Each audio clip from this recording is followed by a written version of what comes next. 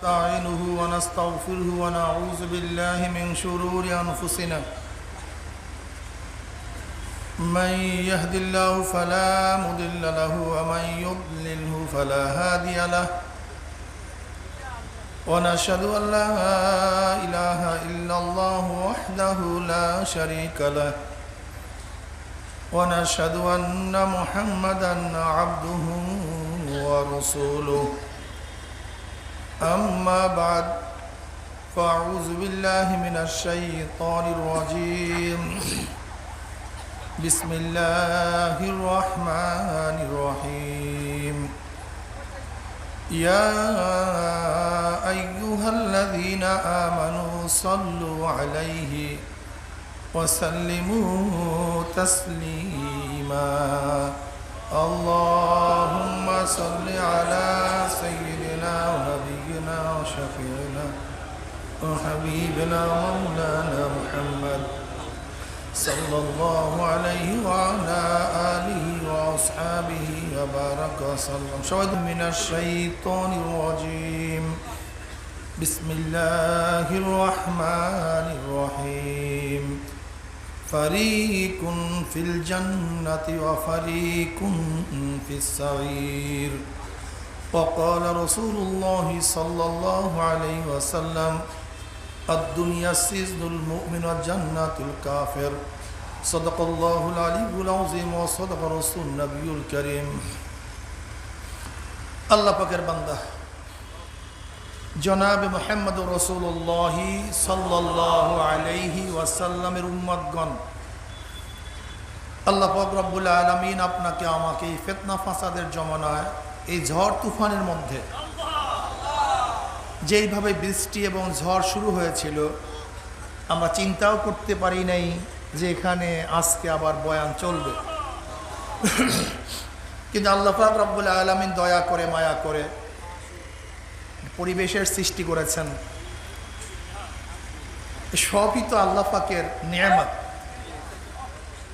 আল্লাহ পাক রব্বুল আলামিন এই দুর্যোগপূর্ণ মুহূর্তেও আপনাকে আমাকে ঘরের মধ্যে না রেখে কোরআন ও হাদিসের মাজলিস, আলেম ওলামা, মুমিন মুত্তাকিন, এই জাকিরিন শাকিরিনদের গুরুত্বপূর্ণ এক দামি মাজলিসে আসার, বসার, বলার, শোনার তৌফিক আল্লাহ পাক দান করছেন। এর জন্য শুকরিয়া আমরা সবাই বলে আলহামদুলিল্লাহ। অনেকের কাছেই মাহফিলের দাওয়াত পৌঁছে সবাই আসতে পারে নাই। কতক কপাল পরা চার দোকান আড্ডার মধ্যে লিপ্ত, কেউ গান শোনার মধ্যে, টেলিভিশনের ড্যান্স দেখার মধ্যে, কেউ বা বেহুদা গল্প গুজবের মধ্যে। কপাল পরার মাহফিলে আসতে পয়সাও খরচ হয় না, কষ্টও লাগে না, তা সত্ত্বেও কপাল পরা মাহফিলে আসতে পারে নাই। হে কপাল পরা বদনসিব, তোমার চাটকি চাটাম আড্ডা তো সারা রাত্র করতে পারবা, লেকিন মাহফিল তো সারা রাত্র থাকবে না। আল্লাহ পাক রব্বুল আলামিন ওই সমস্ত গাফিলদের অন্তর্ভুক্ত না রেখে এই মুমিন মুত্তাকিন জাকিরিন শাকিরিনদের গুরুত্বপূর্ণ এক দামি মাজলিসে আসার, বসার, বলা, শোনার তৌফিক আল্লাহ পাক দান করছেন। আমরা বেজান না খুশি? যারা আমরা খুশি হলাম, খুশির সাথে সবাই বলে আলহামদুলিল্লাহ। আওয়াজ কি খুশির সাথে হয়েছে? এ তো মোটামুটি খুশির আওয়াজ করছেন। দেখেন নাই যেই দলের লোক জিতে যায় তখন তাদের আওয়াজটা আসতে হয়। কথা বলেন না কেন? কিসে হয়? খুশির আওয়াজ আসতে হয় না, খুশির আওয়াজ জোরে হয়। সবাই খুশি হয়েছে তো আলহামদুলিল্লাহ। যারা খুশি হলাম, খুশির সাথে আবার বলে আলহামদুলিল্লাহ। এই মাজলিস অনেক গুরুত্বপূর্ণ, অনেক দামি। আমি এই মাজলিসকে ধুলাই কারখানা বলি। যেরকম যখন জামা কাপড় ধুলাই কারখানায় দেওয়া হয়, জামা কাপড়গুলি ময়লা থাকে, যখন ফেরত দেওয়া হয় পরিষ্কার ধবধবে সাদা। ঢুকছিলাম গুনার ময়লা নিয়ে মাজলিসের মধ্যে, আল্লাহ পাক যদি কবুল করেন মাজলিস থেকে বের হয়ে যাবে, গুনাহ সব সাফ হয়ে যাবে। বাইটু পড়েন সুবহানাল্লাহ। একবার সুবহানাল্লাহ পড়ার সাথে সাথে আমল নামে 1000 নেকি লেখা হয়ে যায়। একবার সুবহানাল্লাহ পড়ার সাথে সাথে আমল নামার থেকে 1000 গুনাহ ঝরে যায়। আসমান জমিনের খালি জায়গা নেকে সব পূর্ণ হয়ে যায়। উশহিদুকুম আন্নী কদ গফারতু লাহুম, বুখারীর মধ্যে রওয়ায়াত আসছে আল্লাহ পাক রব্বুল আলামিন জিকিরের মাজলিসকে কেন্দ্র করে ফেরেশতাদের সাথে বিভিন্ন প্রশ্ন এবং জবাব দেওয়ার পরে সিদ্ধান্ত দেন, উশহিদুকুম আন্নী কদ গফারতু লাহুম, ফেরেশতারা সাক্ষী থাক গোটা মাজলিসের বান্দাদের গুনাহ খাতা আমি সব মাফ করে দিয়েছি। ইয়াকুলুল মালাকু মিনাল মালাইকাতি ফীহিম ফুলানুন লাইসা মিনহুম ইন্নামা জালি হাজাতান ইয়াকুলুল্লাহু আযজা ওয়া জাল্লা হুমুল জুলাসাউ লা ইয়াশকা জালিসুহুম, রাহুল বুখারী। এক ফেরেশতা বলছে, মাওলা হে তুমি সবাইকে মাফ করিও না, যারা জিকির করছে, তোমার কাছে জান্নাত চাইছে, জাহান্নাম থেকে পানা চাইছে, নাজাত চাইছে, এই গুণে যারা গুণান্বিত তাদেরকে মাফ করো, কিন্তু অমুককে অমুককে মাফ করলা কেন? তাদের মধ্যে তো এই গুণগুলি নাই। ওই যে একজন আসছে অমুককে খোঁজার জন্য, ওই যে একজন দেখা যায় আসছে সমালোচনা করার জন্য, ওই যে একজনকে দেখা যায় আসছে ভুল ধরার জন্য, ওই যে একজনকে দেখা যায় আসছে মাইক চালাবার জন্য, তুমি সবাইকে মাফ করলা কেন? যাদের মধ্যে এই গুণ আছে তাদেরকে মাফ করো, অমুক অমুককে মাফ করলা কেন? আল্লাহ কি জবাব দিলেন? হুমুল জুলাসাউ লা ইয়াশকা জালিসুহুম, এই মাজলিস এত গুরুত্বপূর্ণ, এত দামি, কে কোন কারণে ঢুকছে দেখার বিষয় নয়, যারা ঢুকছে সব মাফ হয়ে গেছে। ব্যাপারটা কিরম? জমিদার বাড়ির মেয়ের বিবাহের কার্ড আপনি পান নাই, কিন্তু কার্ডওয়ালাদের সাথে মেহমানখানায় ঢুকে গেছেন। কাদের সাথে? কার্ডওয়ালাদের সাথে। এখন কি কাসেম খাদিমদার বলবে ভাই কাঠ আছে কিনা, কাঠ আছে কিনা? বলবে? ইজ্জাত আবরুর খেলাফ, এটা লজ্জার বিষয়। মেহমানখানায় ঢুকার পর কাঠ দেখিয়া দেখিয়া খাদ্য দেওয়া হয় না, বরং কাঠওয়ালাদের সাথে যদি বসতে পারো, তোমার যদি কাঠ নাও থাকে তাহলে কাঠওয়ালাদের জন্য যে আপ্যায়নের ব্যবস্থা, তোমার জন্য একই আপ্যায়নের ব্যবস্থা। কাঠওয়ালাদের জন্য যে মেহমানদারির যে খাদ্যের ব্যবস্থা, তোমার জন্য একই মেহমানদারি, একই খাদ্যের ব্যবস্থা। কাঠওয়ালাদের জন্য যে সম্মান ইজ্জাত, তুমি কাঠবিহীন, তোমার জন্য একই সম্মান, একই ইজ্জাত। দুনিয়ায় যদি কাঠবিহীন লোক কাঠওয়ালাদের সাথে বসতে পারে, তাহলে একই ইজ্জাত, একই সম্মান, সম্মানিত হতে পারে। তাহলে এখানেও কিছু লোক আছে কাঠওয়ালা, নেককার আল্লাহওয়ালা। কিছু লোক আছে কাঠওয়ালা, যারা নেককার আল্লাহওয়ালা, জাকিরিন, শাকিরিন, আবেদ, সলে। আমরা গুনাহগার, কাঠবিহীন, বর্ষি কাঠওয়ালাদের সাথে আল্লাহ পাক রব্বুল আলামিন তাদের উপরে যখন রহমত সাকিনা বর্ষণ করবেন, মাগফিরাতের ক্ষমার ঘোষণা করবেন, তাদের সাথে বসার কারণে আল্লাহ পাক আমাদেরকেও মাহরুম করবেন না, তাদের সাথে সাথে আমাদেরকে মাফ করে দিবেন।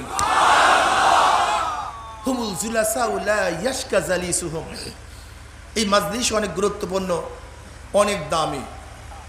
খুব খেয়ালের সাথে বয়ান শোনা চাই। আমার তন মন, আমার শরীর এখানে থাকবে, মনটা বাড়িতে থাকবে। মন কোথায় থাকবে? শরীর এখানে, মন বাড়িতে। বয়ানে কোনো ফায়দা হবে না। শরীর বাড়িতে, মন এখানে, তাতেও লাভ নেই। শরীর মন একই জায়গায় রেখে খুব খেয়ালের সাথে বয়ান শোনা চাই।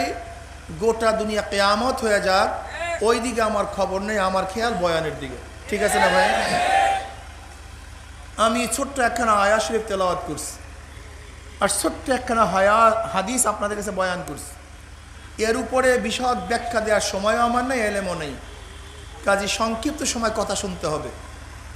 আল্লাহ পাক কালামে পাকের মধ্যে ফরমান, ফারিকুন ফিল জান্নাতি ওয়া ফারিকুন ফিস সাঈর। আজকে দুনিয়ার মধ্যে আমরা একই মাঠে খেলাধুলা করি, একই বাড়িতে বসবাস করি, এই একই মাঠে বয়ান শুনতেছি, একই সাথে একই মার্কেটে ব্যবসা করতেছি। আজকে দুনিয়ার মধ্যে সবই একই সাথে আসি, কিন্তু মৃত্যুর পরে গ্রুপ দুইটা। গ্রুপ কয়টা ভাই? আমার বক্তব্য না, আল্লাহ পাক নিজেই বলেন, ফারিকুন ফিল জান্নাতি আর ফারিকুন ফিস সাঈর, একদল জান্নাতি আর একদল জাহান্নামী। সবশেষ পরীক্ষার আগে সমস্ত ছাত্র একই ক্লাসে থাকে, একই সাথে খেলাধুলা করে, একই সাথে চলাফেরা করে। রেজাল্টের পরে গ্রুপ দুইটা, একদল পাস আর একদল ফেল। যারা পাস করে তাদের মধ্যে ক্যাডার ভিন্ন, সবই একই ক্যাডার হয় না। যে 90 প্রত্যেক পেপারে পেয়েছে সেও পাস, যে 80 সেও, যে 46 সেও, যে 33, কিন্তু প্রত্যেকের ক্যাডার এক না। পাস কিন্তু মর্যাদা, যোগ্যতা, দাম এক না, ভিন্ন। কি ভাবতেছেন? যে ব্যক্তি গোল্ডেন এ প্লাস পেয়েছে সে যে প্রতিষ্ঠানে ভর্তি হতে পারবে, যে 33 পেয়েছে সে কি একই প্রতিষ্ঠানে ভর্তি হতে পারবে? গোল্ডেনওয়ালার যেই বেতন হবে 33ওয়ালার একই বেতন হবে? গোল্ডেনওয়ালার যেই মর্যাদা হবে 33ওয়ালার একই মর্যাদা হবে? যদিও পাস, কিন্তু মর্যাদার দিক থেকে অনেক ডিফারেন্স, অনেক পার্থক্য, ঠিক না? যেরকম একই ক্লাসের ছাত্র ভালো রেজাল্ট করার কারণে অফিসের বস হয়, একই ক্লাসের ছাত্র ভালো রেজাল্ট না করার কারণে ওই একই অফিসের পিয়ন হয়। ভালো যে রেজাল্ট করে তার গাড়ি প্যারাডো থাকে, বাংলুর থাকে, বিশাল ব্যাপার স্যাপার। আর যে 33 পায় সে পিয়ন, তার গাঠি টানে, জুতা সোজা করে। যদিও পাস কিন্তু ক্যাডার ভিন্ন, একই ক্লাসে ছিল কিন্তু মর্যাদা ভিন্ন। ঠিক দুনিয়ার মধ্যে আমরা যারা আসি, এই যে দুনিয়ার মধ্যে যারা আসি, এই বয়ান শুনতেছি, এদের মধ্যে 8টা ক্যাডার হবে। কয়টা ক্যাডার ভাই? জান্নাতের মধ্যে 8টা ক্যাডার হবে, 8টা দরজা, 8টা মাকাম, মর্যাদা 8টা হবে। এক মর্যাদার মধ্যে আর এক মর্যাদার পার্থক্য কি? নবী আলাইহিসসালাতু ওয়াসসালাম ফরমান, এক জান্নাতের মধ্যে আর এক জান্নাতের মর্যাদার পার্থক্য হলো দুনিয়ার থেকে আসমান যত পার্থক্য, এক জান্নাতের মধ্যে আর এক জান্নাতের এইভাবে মর্যাদার পার্থক্য হয়ে যাবে। বুঝেন নাই? সহজ কথা। আচ্ছা বলেন তো, একটা যুবক 50 বছর আগের থেকে নামাজ শুরু করছে, কত বছর? আর আপনি 50 বছর পরে নামাজ শুরু করছেন। আপনার কাছে প্রশ্ন করি, যেই যুবকটা 50 বছর আগে নামাজ শুরু করছে আর যেই মুরব্বী 50 বছর পরে নামাজ শুরু করছে, আল্লাহ পাক যদি তাদেরকে একই জান্নাত দিয়ে দেয়, তার আল্লাহ পাকের ইনসাফ কি ঠিক থাকে? হ্যাঁ, কথা বলেন না কেন? সহজ কথা। এই বাচ্চা, বাহ বাহ।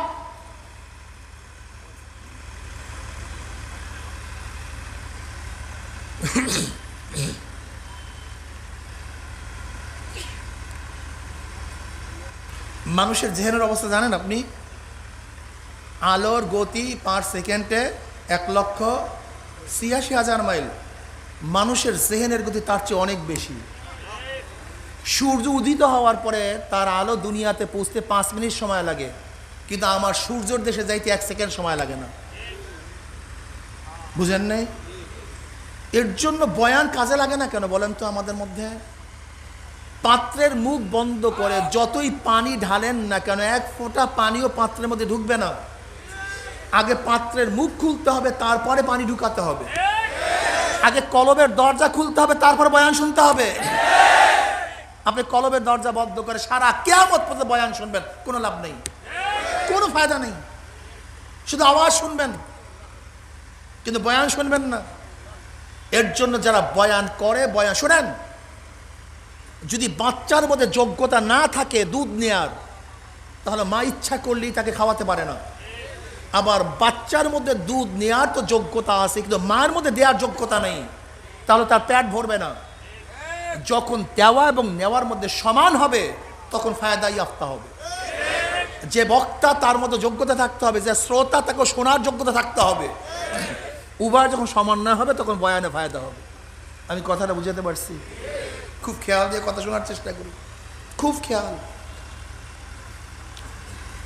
খেয়ালে আউলিয়া বেখেয়ালে দেউলিয়া। খেয়াল খুব মারাত্মক, সবচেয়ে দামি খেয়াল। এর জন্য ওস্তাদ বারবার বলে, এই খেয়াল দে, এই তোর খেয়াল নেই কেন, এই তুই শোনস না কেন, অথচ ওস্তাদের দিকে তাকায় আস। ঠিক না? খেয়াল খুব দামি জিনিস ভাই। আচ্ছা বলেন তো, এক যুবক 50 বছর আগের থেকে টুপি পরা শুরু করছে, একজন মুরব্বী 50 বছর পরে টুপি পরা শুরু করছে, তার মানে টুপি পরা একটা নেকের কাজ। তো ওই ব্যক্তির নেকের অ্যাকাউন্টটা খুলছে কত বছর আগে? 50 বছর। আর মুরব্বী খুলছে। আচ্ছা, এক ব্যক্তি টুপির অ্যাকাউন্ট খোলে, বাস নেক পরিপূর্ণ করে ফেলছে। একজনের মাত্র টুপির অ্যাকাউন্ট খুলছে আজকের থেকে। একজন ব্যক্তি 50 বছর আগের থেকে দাড়ির অ্যাকাউন্ট খুলছে, দাড়ির নেকি পূর্ণ হয়ে গেছে। আর একজন মাত্র 50 বছর পরে দাড়ির অ্যাকাউন্ট খুলছে। আপনাদের যুক্তি কি একই জান্নাত পাবে? ঠিক না ভাই? হ্যাঁ।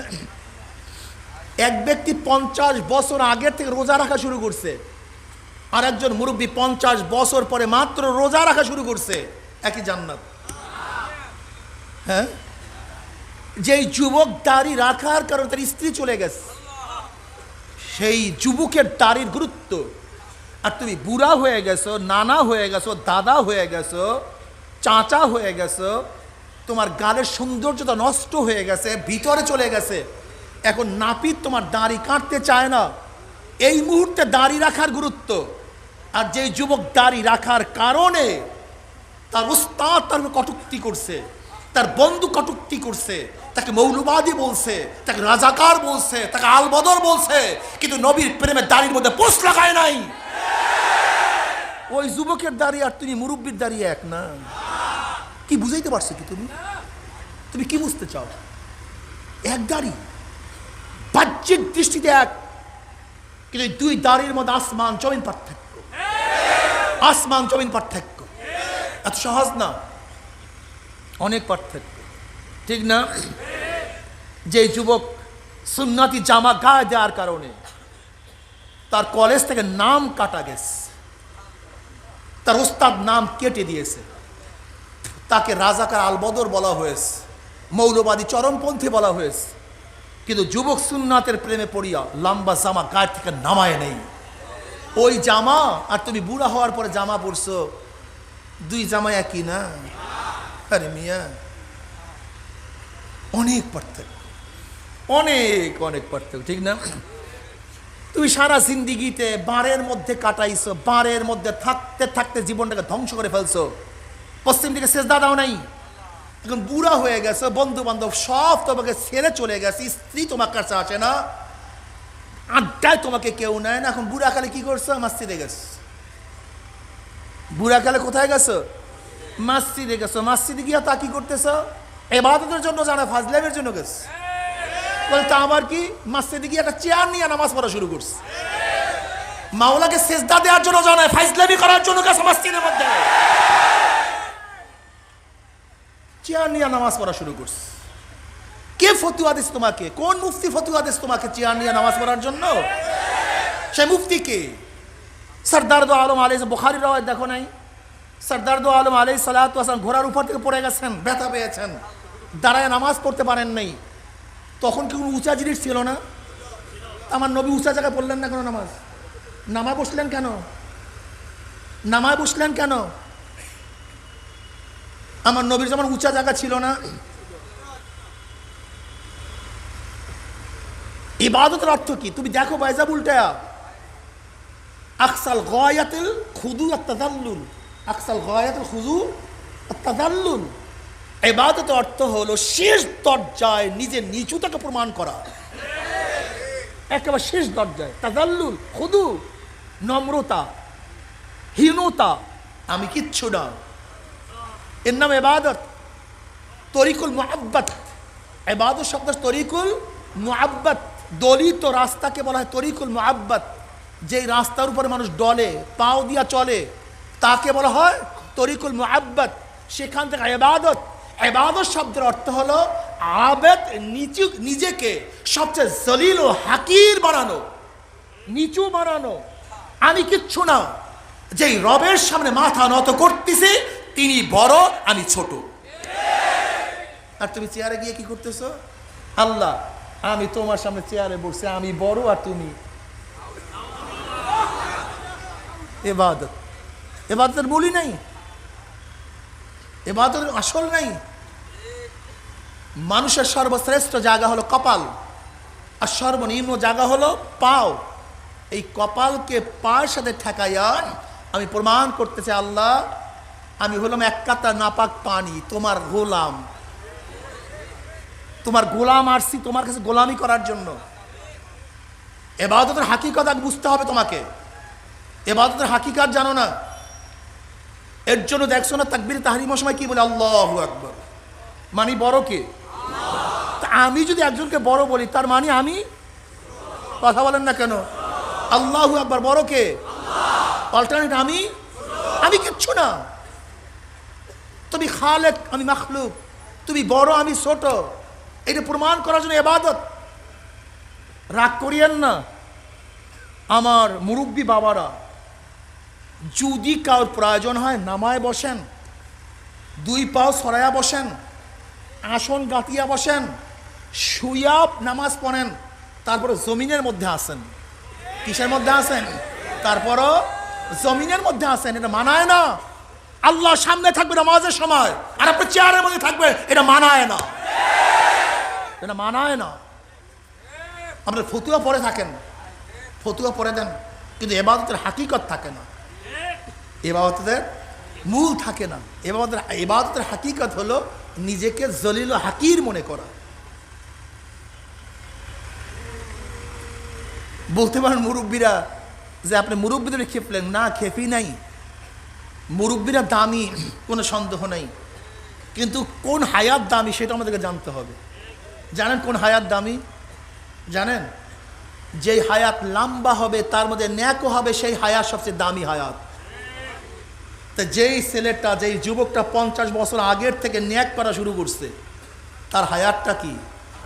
আর ওই হায়াত সবচেয়ে নিকৃষ্ট হায়াত, যে হায়াত লম্বা হবে তার মধ্যে গুনাহও বেশি হবে, সবচেয়ে নিকৃষ্ট হায়াত। আমি যদি আগামীকাল বাঁচি, আমার আমল নামায় 5 ওয়াক্ত নামাজ বেশি কাউন্ট হবে। আগামীকাল বাঁচলে এত তেলাওয়াত বেশি কাউন্ট হবে। আগামীকাল বাঁচলে এতগুলি জিকির বেশি কাউন্ট হবে।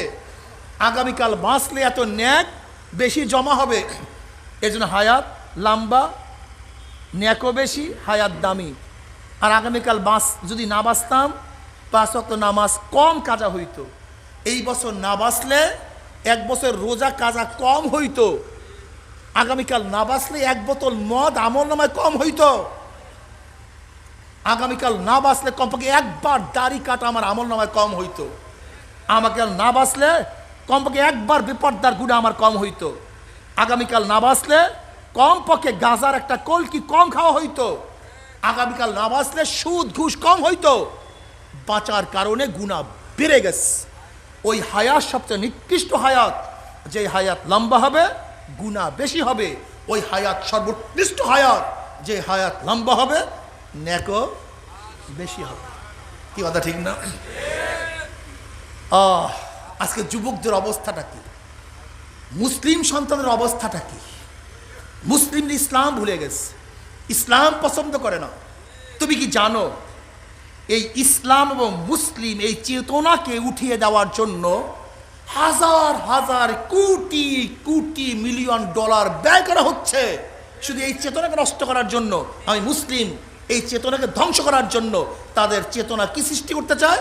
আমি বাঙালি, আমি বাংলাদেশি, আমি উদারপন্থী, আমি চরমপন্থী নই, আমি মৌলবাদী নই, আমি রাজাকর নই, আমি আলবদর নই, আমি টেরোরিস্ট নই, আমি টেরোরিজমে বিশ্বাস করি না, আমি লিবারেল পন্থী। অর্থাৎ ইসলামী চেতনাকে ধ্বংস করে বিভিন্ন চেতনা সৃষ্টি করার জন্য হাজার হাজার কোটি কোটি মিলিয়ন ডলার ব্যয় করা হচ্ছে। তোমার খবর নেই, তোমার খবর নেই। তুমি দেখো আমাদের দেশে ভারতের প্রাইম মিনিস্টার বাজপেয়ী, অটল বিহারী বাজপেয়ী আসছিল। ধুতি পরে আসছিল না, প্যান্ট শার্ট পরে আসছিল? জানো কি পরে আসছিল? ধুতি কিসের পোশাক? কথা বলেন না কেন? আমাদের দেশের প্রাইম মিনিস্টার, আমাদের দেশের প্রেসিডেন্ট বিদেশ সফর কি টুপি পরিয়া যেতে পারবে? পাগড়ি পরিয়া, সুন্নতি জামা পরিয়া? কারণটা কি বলতো? অটল বিহারী বাজপেয়ী ভারতের প্রাইম মিনিস্টার বাংলাদেশে ধর্মীয় পোশাক পরে আসতে লজ্জা পায় নাই। তুমি আমি কেন ধর্মীয় পোশাক পরে লজ্জা পাই? এই ব্র্যান্ড কে ঢুকেছে তোমার মাথার মধ্যে? চিন্তা করছো একদিনও? একদিন চিন্তা করছো এই চেতনা কে ঢুকেছে তোমার মধ্যে, আমার মধ্যে? মনমোহন সিং ডক্টর, ভারতের ডক্টর, ভারতের প্রাইম মিনিস্টার মনমোহন সিং শিক্ষিত বটে, ভারতের প্রাইম মিনিস্টার। আমাদের দেশে যে 25 গুণ বড় এক দেশ, তার মাথার মধ্যে শিখদের পট্টি, চেহারার মধ্যে দাড়ি, মোষ, গোপ, ভিতরে লম্বা লম্বা পশম। যেহেতু শিখদের ধর্ম কি, জন্মের পরে কোনো পশমই কাটে না, যে কোনো জায়গার পশম কাটবে না, এটা তাদের ধর্ম। যদি ভারতের prime minister doctor Manmohan Singh Sikh, মাথায় শিখদের পট্টি থাকতে পারে, আপত্তি না হয়, চুল রাখতে আপত্তি না হয়, দাড়ি রাখতে আপত্তি না হয়, আমাদের দেশে প্রাইম মিনিস্টার, আমাদের দেশে প্রেসিডেন্ট কি পারবে মাথায় পাগড়ি পরতে, টুপি পরতে, সুন্নতি দাড়ি রাখতে? কারণটা কি? তাদেরকেও বাধা দেয়নি চেতনায়, কিন্তু আমার চেতনা ইসলামী পোশাক বাধা দেয় কেন? কারণটা কি চিন্তা করছো একদিনও? একদিনও চিন্তা করি না। তুমি কি দেখছো কয়েক মাস আগে ভারতের বিমান বাহিনীর প্রধান আসছে আমাদের দেশ, তিনিও শিখ, মাথার মধ্যে কি ছিল? পট্টি ছিল। কি ছিল? পট্টি ছিল, বড় বড় চুল ছিল। কই? বিমান বাহিনীর প্রধান হওয়ার জন্য শিখদের পট্টি নামাতে হয় নাই, দাড়ি কাটতে হয় নাই, চুল কাটতে হয় নাই। কিন্তু আমাদের দেশে যদি ম্যাজিস্ট্রেট হও, আমাদের দেশে ডিসি হও, এসপি হও, সচিব হও, বিমান বাহিনীর প্রধান হও, তাহলে প্রথম কাজ হলো ইসলামকে জবাই দাও, তারপর ক্ষমতায় বসো। আগে ইসলামকে জবাই দাও, আগে দাড়িকে জবাই দাও, টুপিকে বিসর্জন দাও, সুন্নাতকে ধ্বংস করো, ইসলামকে কটূক্তি করো, ইসলামকে কতল করো, তারপরে ক্ষমতায় বসো। এর আগে না। এই চেতনা কে ঢুকেছে তোমার মাথার মধ্যে? কে ঢুকেছে? খোঁজ করে বের করতে হবে। তুমি কি দেখেছো আজও সেই 71-এর স্বাধীনতার স্বাক্ষর আমাদের কাছে সংরক্ষিত? অরোরা সাহেব, নিয়াজি সাহেব যে স্বাক্ষর করেছিল, সেই ছবি আমাদের কাছে আছে। পাকিস্তানের সেনাবাহিনী প্রধান ছিল নিয়াজি সাহেব, আর ভারতের সেনাবাহিনী প্রধান ছিল অরোরা সাহেব। নাকি অরোরা সাহেবের মাথার মধ্যে আজও পট্টি দেখি, শিখদের পট্টি। কই? সেনাবাহিনীর প্রধান ভারতের মাথা থেকে পট্টি নামে নাই, চুল কাটে নাই, শিখদের সমস্ত কিছু ছিল, কিন্তু প্রধান সেনাপতিতে কোনো আপত্তি ছিল না। কিন্তু আমাদের দেশের কোনো রকমের যদি কেউ চেয়ারে বসি, যে চেয়ারে বসি না কেন, চাই সেটা ম্যাজিস্ট্রেটের চেয়ার হোক, মুন্সিফের চেয়ার হোক, ডিসির চেয়ার হোক, সচিবের চেয়ার হোক, এমপির চেয়ার হোক, মিনিস্টারের চেয়ার হোক, আগে ইসলামকে জবাই দেয়, তারপরে ক্ষমতায় বস। যদি ভারতের প্রাইম মিনিস্টারের মাথার মধ্যে শিখদের পট্টি থাকতে পারে, লেবাস থাকতে পারে, আমিও বলবো বাংলাদেশের প্রত্যেকটা সেক্টরে অফিসার যারা থাকবে, তাদের মাথার মধ্যে টুপি থাকবে, পাগড়ি থাকবে, দাড়ি থাকবে। কোন নাস্তিক বেঈমানদের কোন অনুসারীরা বাংলাদেশে কোথায় থাকতে পারবে না ইনশাআল্লাহ।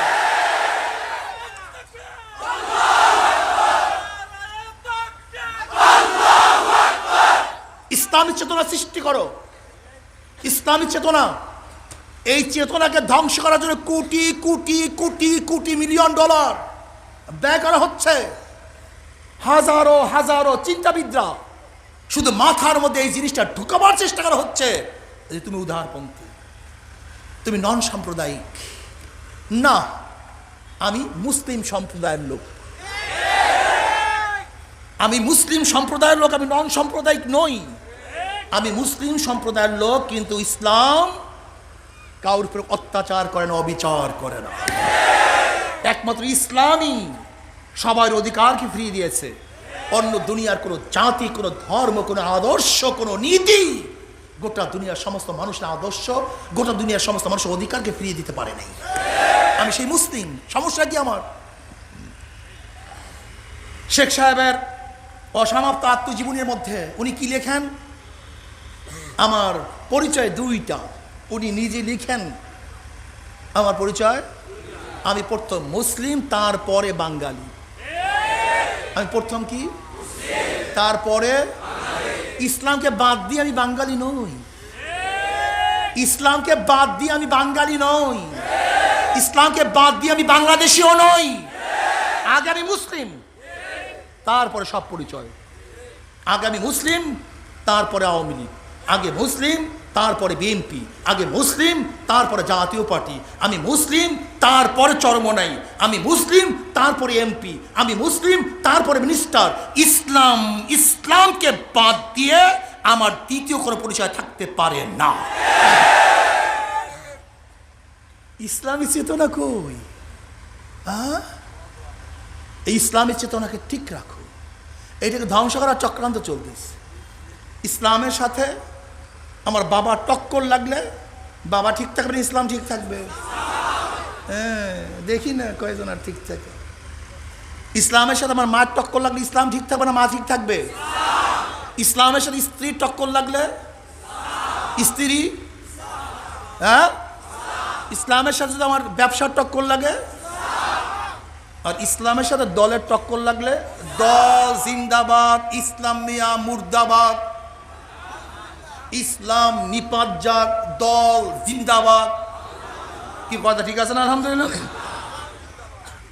ইসলামের সাথে যখন নেতা টক্কর লাগবে, নেতাজি জিন্দাবাদ, ইসলামিয়া মুর্দাবাদ।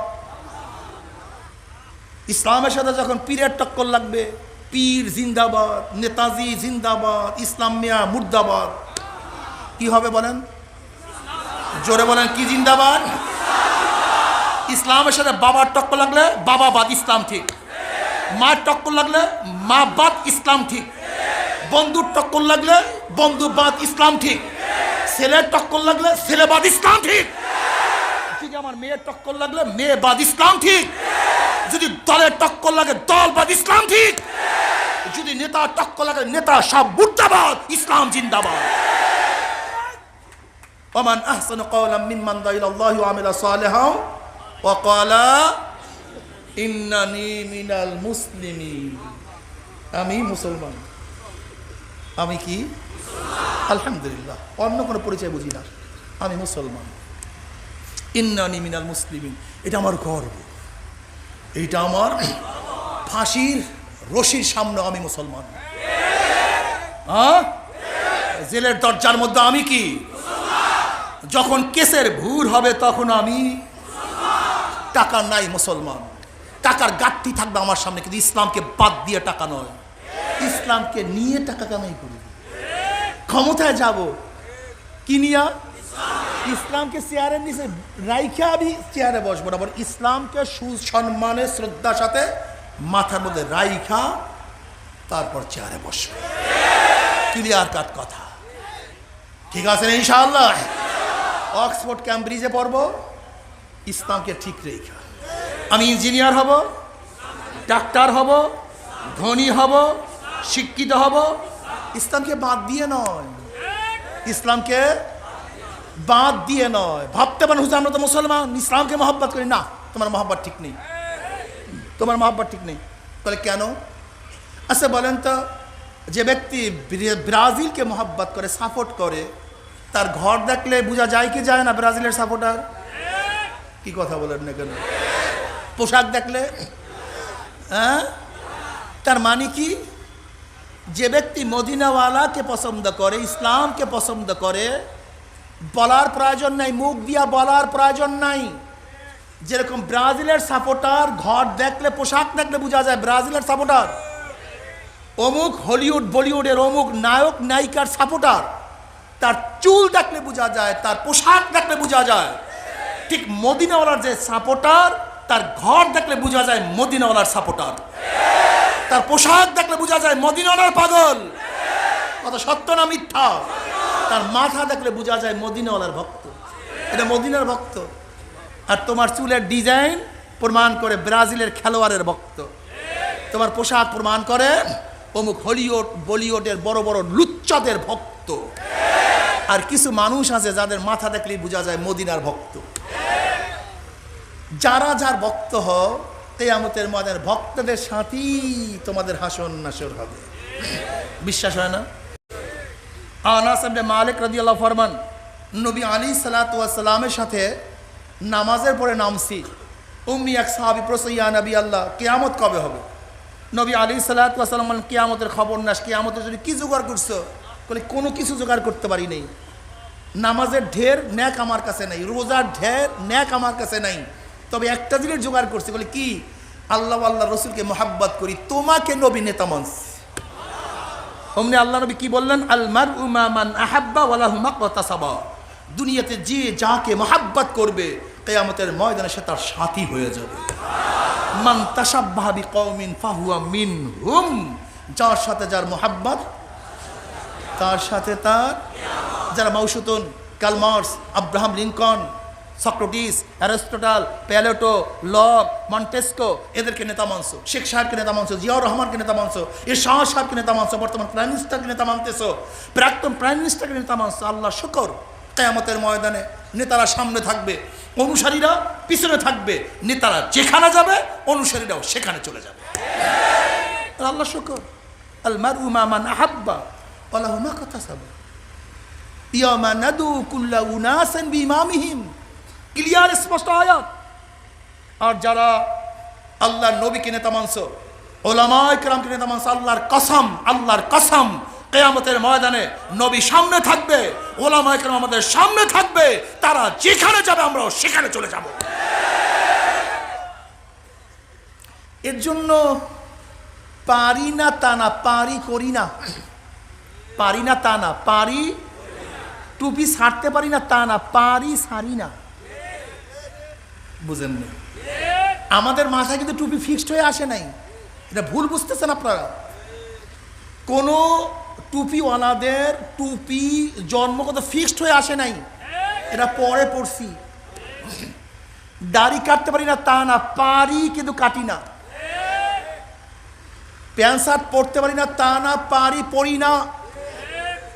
গান শুনতে পারি না তা না, গান শুনতে পারি কিন্তু শুনি না। নামাজ কাজা করতে পারি না তা না, কাজা করতে পারি কিন্তু নামাজ কাজা করি না, সারি না। বেপর্দা হইতে পারি না তা না, বেপর্দা হইতে পারি কিন্তু বেপর্দা হই না। আওয়ামী লীগ, বিএনপি, জাতীয় পার্টি, জাসদ, বাসদ, ছাত্র ইউনিয়ন, অমুক তমুক করতে পারি না তা না, পারি কিন্তু করি না। মদ পান করতে পারি না তা না, মদ পান করতে পারি কিন্তু পান করি না। সুদ ঘুষ খাইতে পারি না তা না, কিন্তু খাই না। এর মূল কারণটা হলো এই, আমরা বিশ্বাস করছি দুনিয়া কিছু না, দুনিয়া একটা স্বপ্নের জিন্দিগি। কবে জন্ম হইলাম, কবে দাঁত উঠলো, কবে দাঁত পড়লো, কবে কোন তারিখের থেকে চেহারার মধ্যে দাড়ি ওঠা শুরু করলো, আবার কবে কোন তারিখের থেকে কাঁচা দাড়ির মধ্যে কোন রং তুলি আস্তে আস্তে সাদা রং লাগানো শুরু করলো। কে চোখের পাওয়ার হরণ করতে আছে, কে কানকে দুর্বল করিয়া ফেলাইতে আছে, কে হাতের শক্তি রহিত করতে আছে, কে মাজা কোমরকে ঝুঁকাইয়া ফেলাইতে আছে। যেরকম রাখাল বিকাল বেলা গরু ছাগলগুলি হাঁকাইতে হাঁকাইতে গোয়াল ঘরের দিকে নিয়ে যায়, ঠিক কে যেন তোমাকে আমাকে পিছন থেকে আস্তে আস্তে হাঁকাইতে হাঁকাইতে সবাইকে কবরের দিকে নিয়ে রওনা করছে, সবাইকে কবরের দিকে নিয়ে রওনা করছে। হে আমার যুবক বাবারা, ছাত্র বাবারা, হে আমার মুরব্বী বাবারা, পর্দালায় মা বোনেরা, আসার সিরিয়াল আছে, যাওয়ার কোনো সিরিয়াল নাই। আম পাকার সময় আছে, ধান পাকার সময় আছে, সূর্য ওঠার সময় আছে, সূর্য ডোবার সময় আছে, কিন্তু তোমার আমার কোনো সিরিয়াল নাই, কোনো সময় নেই। আল্লাহ তুমি মাফ করিয়া দাও। এ আমার যুবক বাবারা, মুরব্বী বাবারা, পর্দালা মা ও বোনেরা, কেন খেয়াল করো না? আজকে পরীক্ষায় একবার ফেল করলে বারবার পরীক্ষা দিয়ে পাস করার আশা করা যায়। আজকে দুনিয়ার ব্যবসায় একবার লস খেলে বারবার ব্যবসা করিয়া লাভ করার আশা করা যায়। আজকে দুনিয়ার মামলায় ম্যাজিস্ট্রেট করে হারলে জজ করে আপিল করিয়া, জজ করে হারলে হাইকোর্ট করে আপিল করিয়া, হাইকোর্টে হারলে সুপ্রিম কোর্টে আপিল করিয়া যে তার আশা করা যায়। কিন্তু খোদা না খাস্তা, খোদা না খাস্তা, খোদা না খাস্তা, মৌতের মামলায়, কবরের মামলায়, কিয়ামতের মামলায়, ওই মিজান পুলসেরাতের মামলা যে একবার স্লিপ কাটিয়া যায় আর তো দ্বিতীয়বার আপিল করা যাবে না। মৌতের চান্স একবার, দ্বিতীয়বার আর কোনো চান্স নাই। কবরে ঢোকার চান্স একবার, দ্বিতীয়বার ঢোকার কোনো সুযোগ নেই। কিয়ামতের ময়দান উঠার চান্স একবার, দ্বিতীয়বার ওঠার কোনো সুযোগ নাই। মিজানে তো একবারে উঠতে পারবো, পুলসেরার চান্স তো একবারে পাবো, কিন্তু কি নিয়ে রওনা করছো, কোথায় রওনা করছো? উমর ইবনুল খাত্তাব রাদিয়াল্লাহু ফরমান হাসিবু ক্বাবলা আন তুহাসাবু। এ গোটা দুনিয়ার মানুষ, তোমার কাছে হিসাব নেওয়ার আগে তুমি তোমাকে হিসাব নাও। দেখো নামাজ পড়ার সংখ্যা বেশি, নামাজ কাজার সংখ্যা বেশি, রোজা রাখার সংখ্যা বেশি, রোজা কাজার সংখ্যা বেশি। দেখো চক্ষু দিয়ে কি নেকের কাজ বেশি করছো না গুনার কাজ বেশি করছো? দেখো কান দিয়ে কি নেকের আওয়াজ বেশি ঢুকাইছো না গুনার আওয়াজ বেশি ঢুকাইছো? দেখো এই জবান দিয়ে কি নেকের কাজ বেশি করছো না গুনার কাজ বেশি করছো? হাসিবু হাসিবু ক্বাবলা আন তুহাসাবু।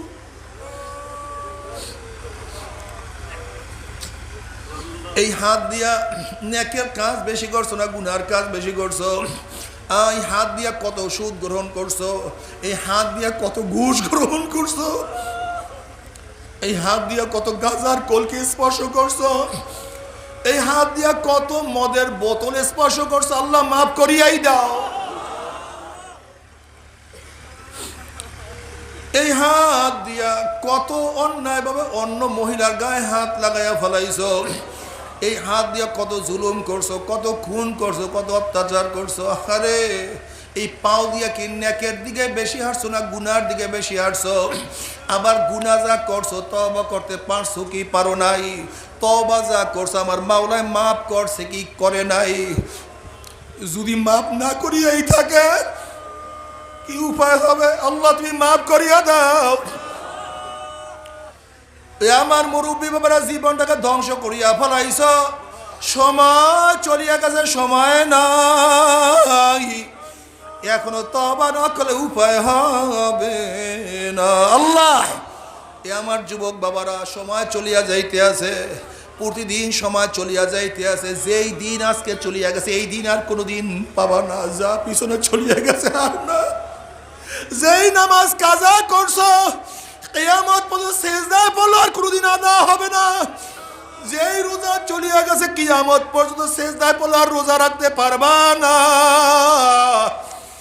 খবরদার আর রোজা ছাড়বো না। আল্লাহ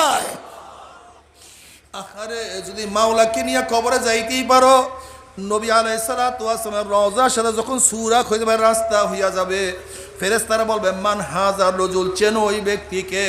তখন যুবক বলবে এ ফেরেশতা, ওনার প্রেমে পড়িয়া মাথার দিকে টুপি নামাই নাই, ওনার প্রেমে পড়িয়া দাড়ির মধ্যে পোষ লাগাই নাই, আমার স্ত্রী চলিয়া গেছিল, বন্ধুরা দাড়ি দরিয়া টিটকারি করছে, উস্তাদ পর্যন্ত দাড়ি দরিয়া কত ফাজলামি করছে, কিন্তু ওনার প্রেমে পড়িয়া দাড়ির মধ্যে পোষ লাগাই নাই।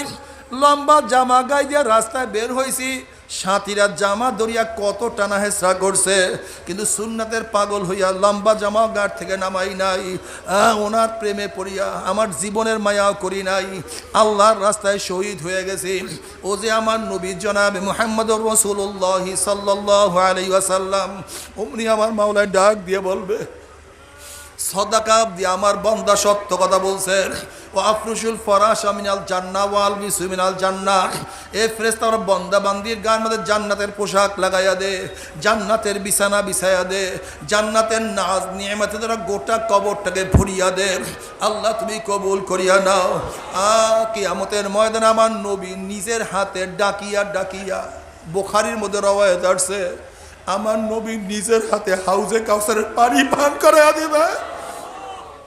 মানুষের বালা মিয়াজ বাবাদা, যেই ব্যক্তি এক পেয়ালা হাউজে কাউসারের পানি পান করবে 50,000 বছরের মধ্যে আর পানির পিপাসা লাগবে না। আল্লাহ কবুল করিয়া নাও। বুখারীর মধ্যে রওয়ায়াত আছে, নবী আলাইহিস সালাতু ওয়াস সালাম পুলসিরাতের কিনায় দাঁড়ানো থাকবে, তার উম্মতরা পাড়ি দেওয়া শুরু করবে। যাদের ঈমান আমল মজবুত, বিজলির গতিতে পুলসিরাত পাড়ি দিয়া মাওলার জান্নাতে চলিয়া যাবে। যাদের ঈমান আমল আর একটু দুর্বল, বাতাসের গতিতে পুলসিরাত পাড়ি দিয়া মাওলার জান্নাতে চলিয়া যাবে। যাদের ঈমান আমল আর একটু দুর্বল, ঘোড়ার গতিতে পুলসিরাত পাড়ি দিয়া মাওলার জান্নাতে চলিয়া যাবে। যাদের ঈমান আমল আর একটু দুর্বল, দৌড়াইয়া দৌড়াইয়া পুলসিরাত পাড়ি দিয়া মাওলার জান্নাতে চলিয়া যাবে। একদল মানুষ তো এইভাবে পার হবে, হাঁটবে, ঘুরলাইতে ঘুরলাইতে হাঁটবে, আবার পড়িয়া যায় যায়, এরকম ঘটে পার হইয়া চলিয়া যাবে। আল্লাহ তুমি পারি দেওয়ার তৌফিক দিয়ে দিও।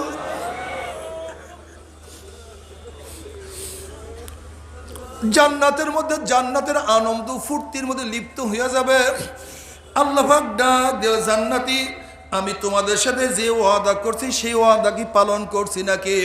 তখন জান্নাতীরা বলবে, মাওলা রে, তুমি যেই ওয়াদা করছো তার চেয়ে কোটি কোটি গুণ বেশি আমরা পেয়ে গেছি, কিন্তু একটা ওয়াদা এখনো পালন করো নাই। অমনি আমার মাওলার ডাক দেয়, ফেরেশতারা আমি জান্নাতীদের সাথে ওয়াদা করছিলাম জান্নাতের মধ্যে তাদের সাথে সাক্ষাৎ করব, দেখা করব, কিন্তু এখন আমি তাদের সাথে সাক্ষাৎ করি নাই, দেখা করি নাই। এ ফেরেশতারা নূরের পর্দা হটায়া দে। যখন ৭০,০০০ নূরের পর্দা সরাইয়া দেওয়া হবে, প্রত্যেকটা জান্নাতি ভিড়াভিড়ি ধাক্কা ধাক্কি আমার মাওলাকে দেখতে পারবে। আমার মাওলাকে দেখার সাথে সাথে সবাই সেজদায় পড়িয়া যাবে। এক সেজদার মধ্যে ৪০,০০০ বছর কাটিয়া যাবে, কিন্তু জান্নাতীদের হুঁশ থাকবে না। আল্লাহ আল্লাহ তোমাকে এক নজর দেখার তৌফিক দিয়া দাও, এক নজর দেখার তৌফিক দিয়া দাও। জান্নাতের মধ্যে যত নেয়ামত, সর্বশ্রেষ্ঠ নেয়ামত হলো মাওলার দিদার। সর্বশ্রেষ্ঠ নেয়ামত মাওলার দিদার। এ আমার যুবক বাবারা, আমার মাওলায় পবিত্র, কাজী মাওলাকে দেখতে চাইলে চক্ষুকে পবিত্র রাখতে হবে। যদি চক্ষু অপবিত্র হয়, এই অপবিত্র চক্ষের দ্বারা মাওলাকে কোনোদিন দেখা যাবে না। কাজে দুনিয়ার মধ্যে যদি হারাম জিনিস দেখার থেকে নিজের চক্ষুকে হেফাজত করতে পারো, তাহলে কিয়ামতের ময়দানে এই চক্ষু দিয়ে আমার মাওলাকে দেখতে পারবা। আল্লাহ তুমি কবুল করিয়া নাও, তোমাকে এক নজর দেখার তৌফিক দিয়া দাও। কিন্তু যখনই আমার নবীর রওজার সাথে সুরাক হইয়া যাবে, রাস্তা হইয়া যাবে, ফেরেশতারা প্রশ্ন মান হাজার রজুল, চেন ওই ব্যক্তিকে, তখন নাফরমান দেখবে আমার নবীর মাথার সাথে নাফরমানের মাথার মিল নাই, আমার নবীর চেহারার সাথে নাফরমানের চেহারার মিল নাই, আমার নবীর নীতি আদর্শের সাথে নাফরমানের নীতি আদর্শের মিল নাই, আমার নবীর দলের সাথে নাফরমানের দলের কোনো মিল নাই, আমার নবীর সাথে ওর নেতার কোনো মিল নাই।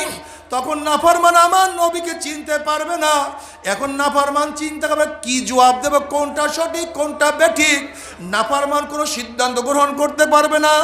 অমনি নাফরমান বলবে হা হা লাদরি, হা হা লাদরি, আমি ওনাকে চিনি না, ওনার সাথে আমার কোনো পরিচয় নেই, আমার সাথে কোনো সম্পর্ক নাই। অমনি আমার মাওলা ডাক দিয়ে বলবে কাযাবা আদুগুল্লাহ, আমার দুশমন মিথ্যা কথা বলছে, এ কবরের মাটি চাপ দে।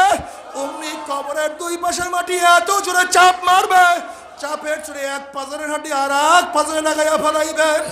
এ ফেরেশতারা আগুন ধরাইয়া দে, অমনি গোটা কবরটা আগুনে ভরিয়া যাবে। হে সাপ জড়াইয়া ধর, অমনি ৯৯টা সাপ আসিয়া নাফরমানকে এমন জোরে প্যাঁচ মারবে, প্যাচের চলে নাফরমানের হাড্ডি গুড্ডি কটমট কটমট করে ভাঙতে থাকবে। বাবারা সহ্য করতে পারবি?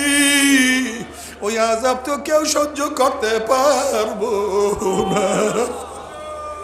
বাবারা দুনিয়া কিছু না, তুমি কি দেখো নাই কত ফকির দুনিয়ার থেকে বিদায় হয়ে গেছে? তুমি কি দেখো না দুনিয়ার মধ্যে কিছু ছিল না, তারা মাওলাকে নিয়ে কবরে চলিয়া গেছে।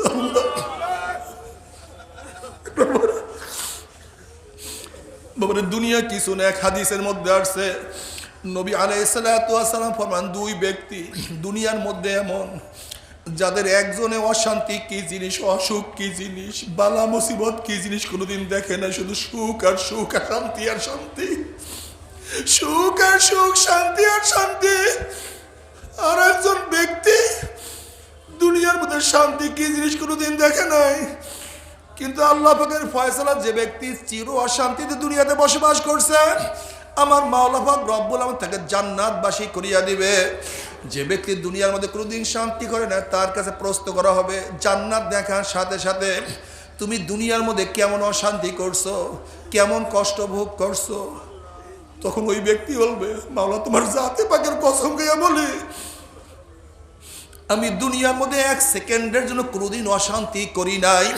অর্থাৎ জান্নাতের শান্তি এত মারাত্মক, জান্নাত দেখার সাথে সাথে দুনিয়ার সমস্ত কথা মুহূর্তের মধ্যে ভুলিয়া যাবে, দুনিয়ার কোনো অশান্তির কথা মনেই থাকবে না। জান্নাতের শান্তি এত মারাত্মক, যেরকম বাচ্চা প্রসাব করার সময় মা মনে হয় জীবন বের করিয়া ফেলায়, মনে হয় কিয়ামত দেখিয়া ফেলায়, কিন্তু বাচ্চার চেহারার দিকে তাকাবার সাথে সাথে মুহূর্তের মধ্যে সমস্ত কষ্ট ভুলিয়া যায়। ঠিক দুনিয়ার মধ্যে যারা জান্নাত কামার জন্য চেষ্টা করবে, সাধনা করবে, জান্নাত দেখার সাথে সাথে মুহূর্তের মধ্যে সমস্ত কষ্ট ভুলিয়া যাবে, এক সেকেন্ডের জন্য কোনো কষ্ট মনে থাকবে না। আল্লাহ আল্লাহ তুমি আমাদের সবাইকে মাফ করিয়া দাও। আর দুনিয়ার মধ্যে যে চির সুখী ছিল তার ফয়সালা জাহান্নাম হইয়া যাবে। ওই জান্নাতের জাহান্নামের গরম 500 বছর দূরের থেকে লাগবে। যখনই দূরের থেকে ওই নাফরমান জাহান্নাম দেখবে, তাকে প্রশ্ন করা হবে, দুনিয়ার মধ্যে তুমি কেমন আনন্দ ফুর্তি করছো, কত সুখ শান্তি করছো, কত ভালো ছিলা। তখন সে বলবে, আল্লাহর কসম, তোমার জাতে পাকের কসম খাইয়া বলতে আছি, আমি দুনিয়ার মধ্যে এক সেকেন্ডের জন্য কোনোদিন শান্তি করি নাই। আল্লাহ, দুনিয়ার শান্তিও শান্তি না, দুনিয়ার সুখও সুখ না। জান্নাতের শান্তি দেন, জান্নাতের সুখ বড় সুখ, আর জাহান্নামের কষ্ট সবচেয়ে মারাত্মক। বাবা বাবার আল্লাহ তোমাকেও মাফ করিয়া দাও, আমাকে মাফ করিয়া দাও। যাদের নেকের পাল্লা ওজন হইয়া যাবে আমার মাওলা তাদেরকে জান্নাতের ফয়সালা দিয়া দিবে, আর যাদের নেকের পাল্লা হালকা হইয়া যাবে আমার মাওলা তাদেরকে জাহান্নামের ফয়সালা দিয়া দিবে। জাহান্নামের মধ্যে একটা মাঠ থাকবে, উদ্যান থাকবে, যার মধ্যে কাঁটা থাকবে। একদল জাহান্নামের চেহারার উপরে হাঁটতে থাকবে, চেহারার উপরে হাঁটতে হাঁটতে যখন কাঁটা যুক্ত জমিনের মধ্যে চলিয়া যাবে, কাঁটার আগাতে আগাতে চোখের মণিগুলি চোখের থেকে বের হইয়া যাবে। আবার চোখের মধ্যে ঘাও সৃষ্টি হবে, সেই ঘাট থেকে অনার্গল পুইজবাড়ি খাওয়া শুরু হয়ে যাবে।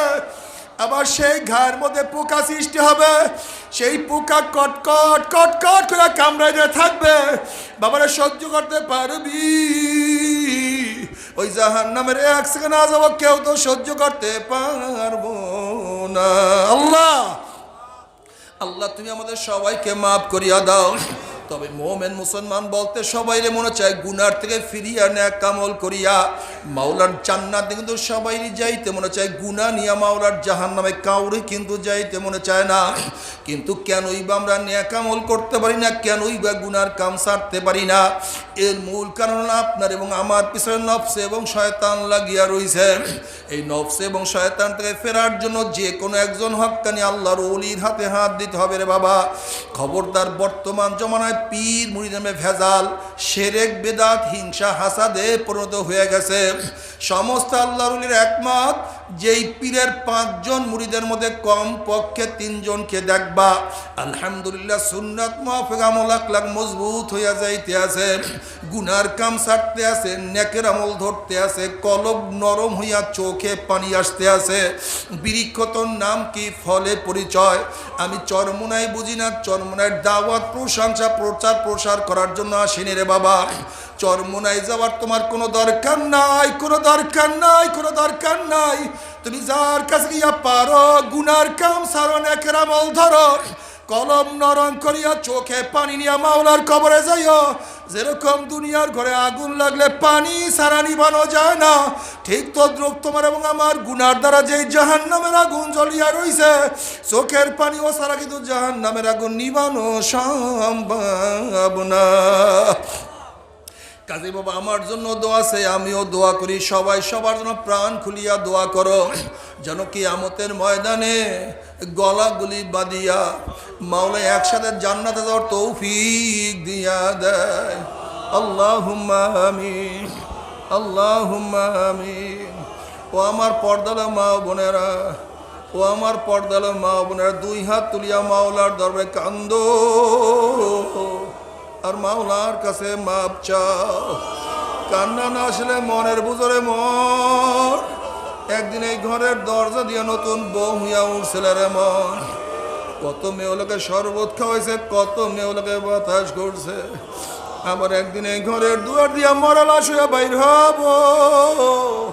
ছেলে কানবে মামা করে, মেয়ে কানবে মামা করে, ওরে মন জবাব তোমার দিব না। আল্লাহ আল্লাহ কত আলেম ওলামাদেরকে নিয়ে হাত তুললাম রে মাওলা। আল্লাহ কত সাদা দাড়িওয়ালা ভাইদেরকে নিয়ে হাত তুললাম রে মাওলা। আল্লাহ কত বেগুনার নাবালেক তালবে আলিম ভাইদেরকে নিয়ে হাত তুললাম রে মাওলা। আল্লাহ কত জাকিরিন শাকিরিন তোমার খাস খাস বন্দাদিকে নিয়ে হাত তুললাম রে মাওলা। আল্লাহ আমি তো গুনাহগার, আমার দিকে না তাকাইয়া তোমার যেই বন্দার হাত পছন্দ হয়, যেই বন্দার হাত পছন্দ হয় তার উসিলে আমাদের সবার গুনাহ খাতা মাফ করে দাও আল্লাহ। আল্লাহ তুমি মাফ করবাই না, তুমি ক্ষমা করবাই না। তাহলে তোমার বন্ধের এই বৃষ্টির মধ্যে এখানে কেন আসছে? কি চাওয়ার জন্য আসছে? কি পাওয়ার জন্য আসছে? আমরা দুনিয়া পাওয়ার জন্য আসি নাই, দুনিয়া চাওয়ার জন্য আসি নাই। দুনিয়ার বিপদে পড়িয়াও কেউ আসি নাই। কেউ নামাজ কাজা করিয়া ভালাইছে, কেউ রোজা সারিয়া দিছে, কেউ বেপরদা জেনার মধ্যে লিপ্ত হইয়া গেছে, কেউ হারাম কবিরা গুনাহ করিয়া ফেলাইছে। আল্লাহ আমরা জাহান নামের কাজ করিয়া ফেলাইছি। আল্লাহ জাহান নামের খাতার থেকে আমাদের নামটা কাটিয়া দাও। আল্লাহ জাহান নামের খাতার থেকে আমাদের নামটা কাটিয়া দাও। জান্নাতুল ফেরদাউসের মধ্যে আমাদের নামটা উঠাইয়া দাও। আল্লাহ সন্তান অন্যায় করিয়া বাবার কাছে মাপ না পাইলে মার কাছে মাপ পাওয়ার আশা করে, ভিক্ষুক এক দরজায় ভিক্ষা না পাইলে অন্য দরজায় ভিক্ষা পাওয়ার আশা করে। আমরা তোমার দরজার ভিক্ষু, তুমি ঢাকাইয়া দাও, তারাইয়া দাও, তুমি ঢাকাইয়া দাও, তারাইয়া দাও। আর তোর দরজা নাই রে মালিক, আর তো কোনো দুয়ার নাই। আল্লাহ আমার যুবক বাবাদেরকে কবুল করিয়া নাও। আল্লাহ আমার যুবক বাবাদেরকে কবুল করিয়া নাও। আল্লাহ আমার যুবক বাবাদেরকে কবুল করিয়া নাও। আল্লাহ আমার মুরব্বী বাবাদেরকে কবুল করিয়া নাও। আল্লাহ আমার মা বোনদেরকে কবুল করিয়া নাও। আল্লাহ আমরা যারা হাত তুললাম জানি না কার মা নাই, বাবা নাই, স্ত্রী নাই, সন্তান নাই, দাদা নাই, দাদু নাই, নানা নাই, নানু নাই। আল্লাহ যত মোমেন মোমেনাত, যত মুজাহিদরা কবরে শুয়ে রয়েছে সবার কবর আযাবকে মাফ করে দাও। আল্লাহ খাস করে আমাদের শায়খ মুর্শিদের কবরকে জান্নাতের বাগিচা বানায় দাও।